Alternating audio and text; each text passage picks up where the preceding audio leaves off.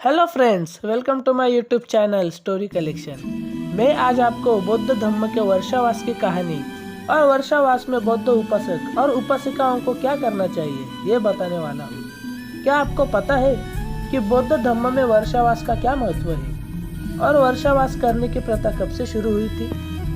भगवान तथागत गौतम बुद्ध को ईस्वी सन पूर्व 528 में वैशाख पूर्णिमा के दिन ही बुद्धत्व प्राप्त हुआ था।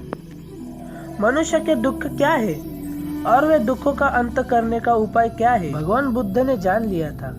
वो ज्ञान सामान्य जन को समझ आए और वे धम्म के अनुसार आचरण करें ताकि सब दुख मुक्त होकर सुखमय जीवन जिए, सबका मंगल हो।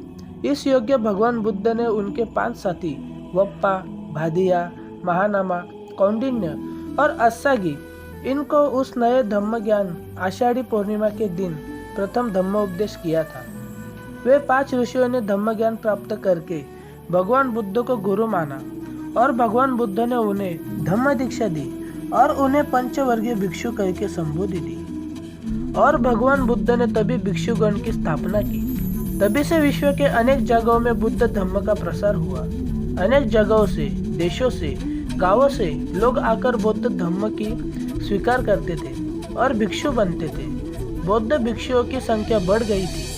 भगवान बुद्ध अपने भिक्षुगण को हमेशा कहते थे, चरित भिक्खवे चारिका, बहुजन हिताय बहुजन सुखाय, लोकानुकंपाय अर्थात हिताय देव मनुष्यान, देशेत भिक्खवे धम्म आदि कल्याण मज्ज कल्याण पर्योसान कल्याण सत्त सभ्यंजन ब्रह्मचर्य पकोसत।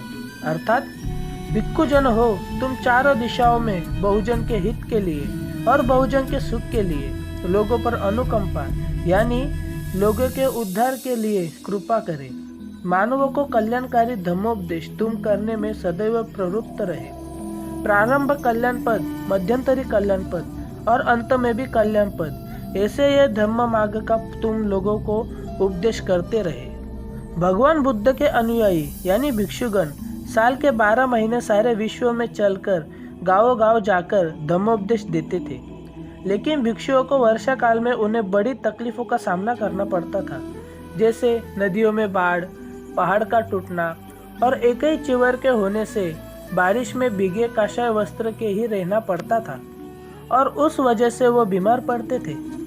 बारिश में खेत और नए पेड़ खिलते थे और कई जीव जंतु यहाँ मुक्त भ्रमण करते थे और बारिश में परिचारिका करने से भिक्षुओं के पैर के नीचे आकर पेड़ पौधे और जीव जंतुओं की हिंसा होती थी। इस समय किसान बहुत नाराज हुआ करते थे और भिक्षुओं को भला बुरा कहते थे कि अहिंसा के पाठ को पढ़ाने वाले ये बुद्ध के अनुयायी उनकी हिंसा करते हैं। उस समय खेत और जंगल में से ही एक दूसरे गांव आने जाने के लिए मार्ग था और भिक्षुओं को नदी को पार करके दूसरे गांव जाना पड़ता था और भिक्षुओं को बारिश के समय भिक्षा भी बड़ी मुश्किल से मिला करती थी। ये सभी तकलीफों का जब भिक्षुगण भगवान बुद्ध के पास गए और उनको बताया, तभी भगवान बुद्ध ने इन सारे तकलीफों पे उपाय वर्षावास निकाला।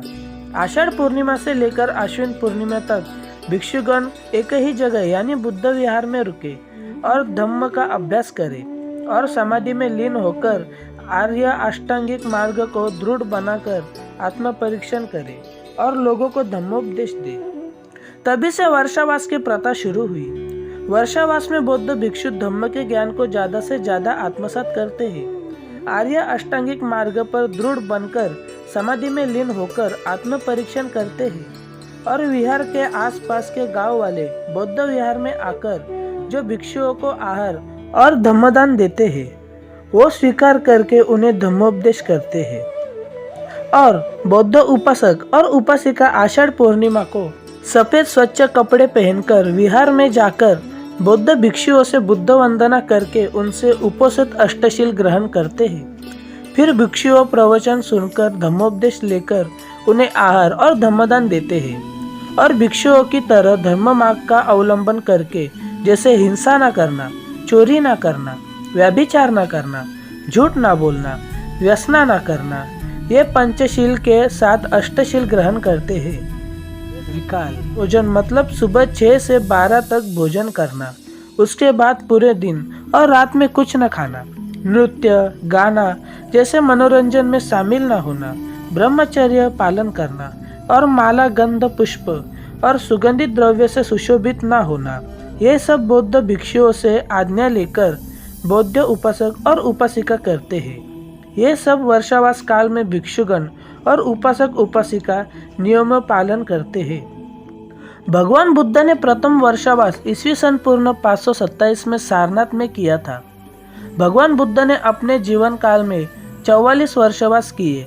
उसमें 24 वर्षावास श्रावस्ती में, 5 वर्षावास राजगृह में, वैशाली में 2 वर्षावास, चालिया पर्वत बिहार में 3, ऋषि घतल, मंकुल पर्वत, सुसुरमारगिर, कौशंबी, पारिलेयत, नालंदा, वैरंजा, पालवी बिहार में, गृहस्थिश, इन जगहों पर प्रत्येक 1 साल ऐसे भगवान बुद्ध ने अपने जीवन काल में 44 वर्षवास किए।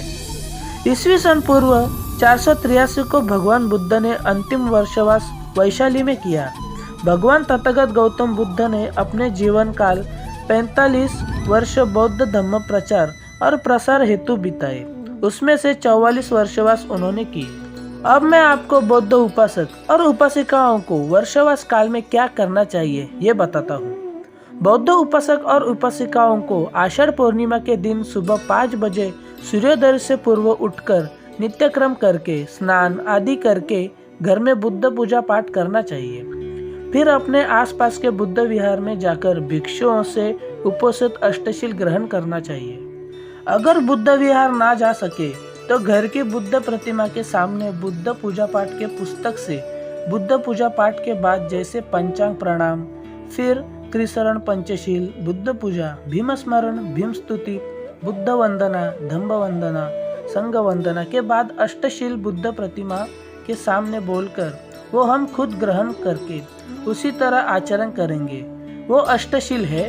पहला, पाणातिपाता वेरमणि सिक्खापदं समादियामि, यानी मैं जीव हिंसा से विरत रहने की शिक्षा ग्रहण करता हूँ। दूसरा, अदिन्न दाना वेरमणि सिक्खापदं समादियामि, यानी मैं चोरी करने से विरत रहने की शिक्षा ग्रहण करता हूँ। तीसरा, अब्रह्मचर्य वेरमणि सिक्खापदं समादियामि, यानी मैं अब्रह्मचर्य से विरत रहने की शिक्षा ग्रहण करता हूँ। चौथा, मुसावादा वेरमणि सिक्खापदं समादियामि, यानी मैं झूठ बोलने से विरत रहने की शिक्षा ग्रहण करता हूँ। पांचवा, सुरामेरय मज्ज पमादठाना वेरमणि सिक्खापदं समादियामि, यानी मैं मद्य और मादक नशीली पदार्थों का सेवन करने से विरत रहने की शिक्षा ग्रहण करता हूँ। छठा, विकाल भोजना वेरमणि सिक्खापदं समादियामि, यानी मैं अकाल भोजन करने से विरत रहने की शिक्षा ग्रहण करता हूँ। यानी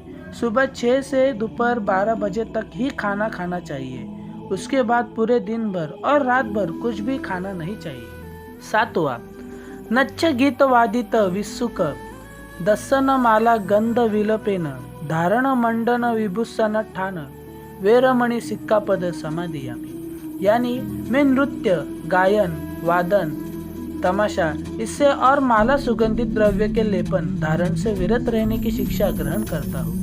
आठवां, उच्च शयना महाशयना वेरमणि सिक्खापदं समादियामि, यानी मैं ऊपर वाले और महंगे आसन जिस पे बैठते आलस आता हो ऐसे उच्च और महंगे आसन से दूर रहने की शिक्षा ग्रहण करता हूँ। ये अष्टशील बुद्ध प्रतिमा के सामने बोलकर फिर शरणत्य लेके फिर पंचांग प्रणाम करना चाहिए।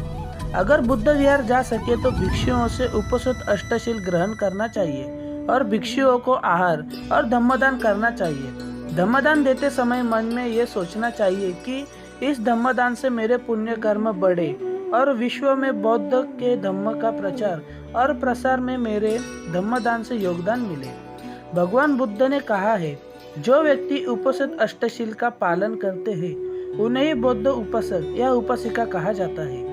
हम अगर नौकरी या उद्योग धंधा करते हैं जिससे हम अकाल भोजन करते हैं तो हमें आषाढ़ी पूर्णिमा को उपवास ग्रहण करके दूसरे दिन सुबह बुद्ध वंदना करके पंचशील ग्रहण करके अष्टशील छोड़ सकते हैं। जो व्यक्ति आषाढ़ पूर्णिमा से अश्विन पूर्णिमा तक उपवास ग्रहण करता है उनके पुण्य कर्म बढ़ते हैं और धम्म के अनुसार आचरण करके खुद सुखमय जीवन जीता है और दूसरों को भी सुख देता है, वह व्यक्ति शीलवान बनकर मोक्ष प्राप्त करता है। कोई उपासक महीने के 2 अष्टमी और 1 अमावस्या ऐसे 3 दिन उपवास धारण कर सकता है और कोई उपासक अपने क्षमतानुसार आषाढ़ पूर्णिमा से लेकर अश्विन पूर्णिमा तक यानी 3 महीने उपवास कर सकता है। हमें इस वर्षा काल में धम्म के अनुसार आचरण के शीलवान बनके संयमी बनकर आत्म परीक्षण करते रहना चाहिए कि कहीं हमसे कोई भूल या अष्टशील का कोई पंचशील का भंग तो नहीं हुआ। अगर हुआ हो तो आत्मक्लेश या पछताने से अच्छा है आत्मनिर्भर बनके धम्म के मार्ग पर पंचशील में दृढ़ बने और वर्षावास काल में बाबा साहेब की लिखी बुद्ध और उनका धम्म ये पुस्तक पढ़नी चाहिए।